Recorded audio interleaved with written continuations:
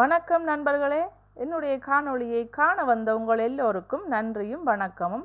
நாங்கள் இன்றைக்கு என்ன பார்க்க போகிறோம் பாருங்கோ. என்னுடைய ஸ்வீஸ் நண்பிட தோட்டம் பார்க்க வந்திருக்கிறோம். இது ஆகஸ்ட் மாதம் எடுத்த தோட்டம்.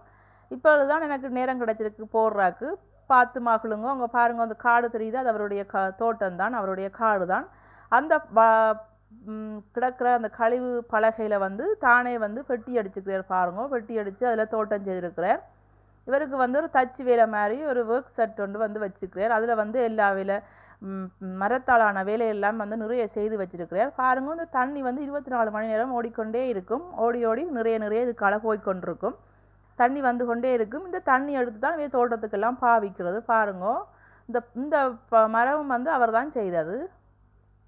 அதாவது அந்த தண்ணி போகிற இதுவும் அவர் தான் செய்தது பாருங்க. நாங்கள் மற்ற பக்கத்துக்கு போனால் லவண்டல் இருக்குது பாருங்க.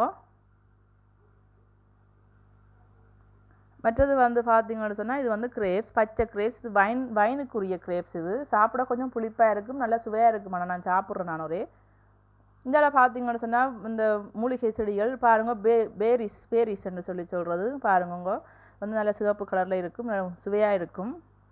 செலரி வச்சுருக்கு. இதுதான் ஸ்வீஸ் நாட்டோட கீரை பாருங்கள். செலரியை அப்படியே போனீங்கன்னா இதில் கரட் போட்டிருக்கு, சலாட் போட்டிருக்கு, லீக்ஸ் இருக்குது. மற்றது பாருங்க, கொஞ்சம் நிறைய ஸ்னெக்குன்னு சொல்கிறேன். அந்த நெல்லி அந்த புழு மாதிரி இருக்குது, நிறையெல்லாம் சாப்பிட்டு வச்சிடும். அது ஒரு பிரச்சனை. இங்கே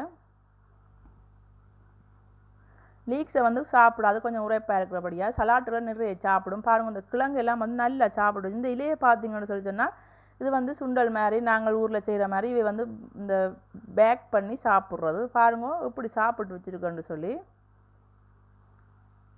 இது அந்த ஓட்ஸுக்கு போட்டு சாப்பிட்றது கூட. இந்த காலமை சாப்பாட்டுக்கு இந்த பழங்கள் பேரிஸ் அப்படியே நான் உங்களுக்கு சுற்றி காட்டி கொண்டு இருக்கிறேன் பாருங்க. லவண்டல் நிறைய வச்சிருக்கணும்.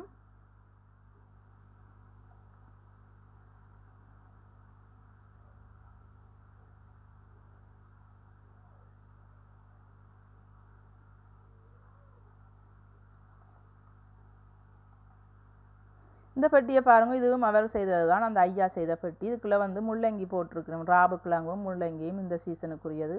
கொஞ்சம் லேட் ஆகி போட்டிருக்கும். ஜல பக்கம் பூங்கண்டுகள்னு சொல்லி நிறைய வச்சிருக்கிறார்கள். அப்படியே நாங்கள் போனோம்னு சொல்லி சொன்னால் மற்ற பக்கத்தில், அதாவது கராச்சிக்கு பக்கத்தில் இருக்கிற தோட்டத்தையும் பார்ப்போம் வாங்கோ. இதுவும் ஒரு பூச்செடி தான் பாருங்க. ஒரு பூட அழகு எவ்வளோ வடிவாக இருக்குன்னு சொல்லி.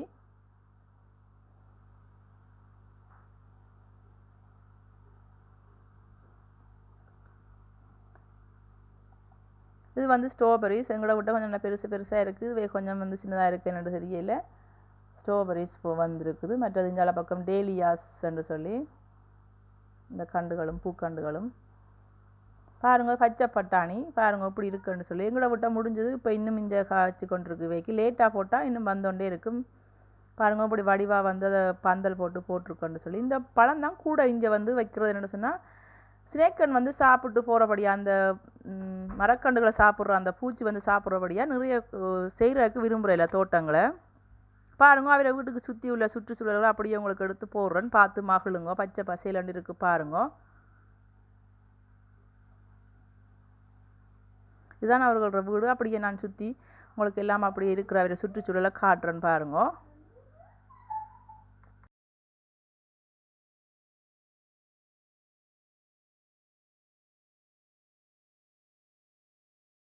நண்பர்களே, என்னுடைய ஸ்வீஸ் நண்பிட தோட்டம் பார்த்து மகிழ்ந்திருப்பீங்க நினைக்கிறேன். பிடிச்சிருந்தா லைக் பண்ணுங்க, ஷேர் பண்ணுங்க, சப்ஸ்கிரைப் பண்ணுங்க. இன்னும் ஒரு காணொளியில் சந்திப்போம். நன்றி, வணக்கம்.